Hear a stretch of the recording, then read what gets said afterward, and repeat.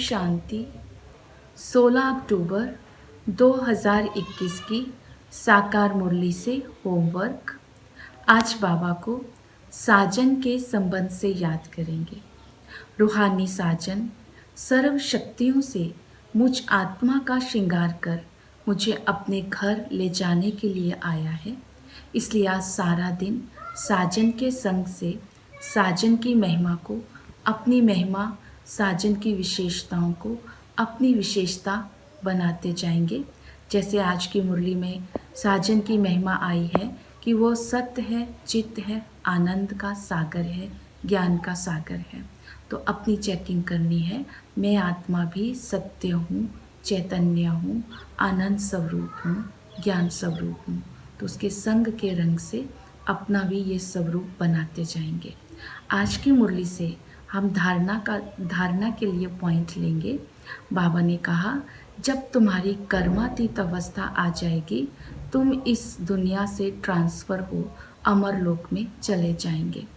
तो कर्मातीत अवस्था को प्राप्त करने के लिए आज स्मृति में रखेंगे, योग बल को बढ़ाना है, यज्ञ स्नेही बनना है, और दूसरा ट्रस्टी रहना है, और ज्ञान का मंथन करना है।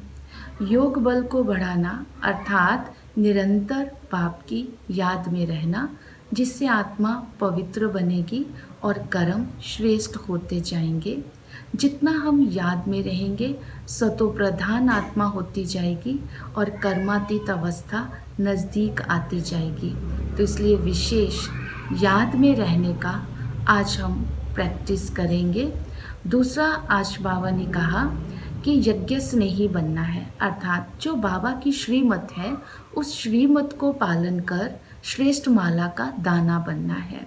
श्रीमत उसको बोलते हैं जो समय, जिस समय बाबा जो कहे उसी समय उसे जीवन में धारण करना, अर्थात उसको पोस्टपोन नहीं करना।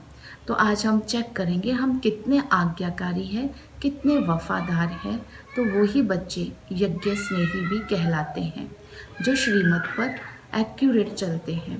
इसके साथ बाबा ने कहा ट्रस्टी होकर के भी रहना है। कर्मातीत अवस्था को प्राप्त करना मीन्स न्यारे होकर के रहना। बाबा ने कहा जो कुछ भी तुम्हारे पास है वो मुझे दे दो और तुम ट्रस्टी बन जाओ, अर्थात तन मन धन संकल्प बुद्धि सहित जो कुछ भी स्थूल सूक्ष्म है वो बाबा की अमानत है। जितना हम ट्रस्टी होकर रहेंगे उतनी रूहानी सेवा भी सहज कर पाएंगे। तो विशेष अपनी चेकिंग करनी है, मैं कहाँ तक ट्रस्टी हूँ। फिर बाबा ने कहा ज्ञान का मंथन करना है। जितना बुद्धि ज्ञान में बिजी रहेगी उतना हम फिक्र से फारिग रहेंगे और खुश रहेंगे। इस गीता ज्ञान से ही आदि सनातन देवी देवता धर्म की स्थापना हो रही है।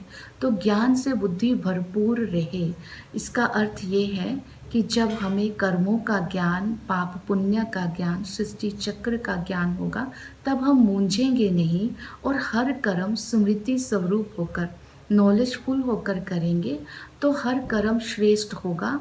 तो कर्म श्रेष्ठ होने से कोई चिंता नहीं होगी और खुशी भी बढ़ती जाएगी।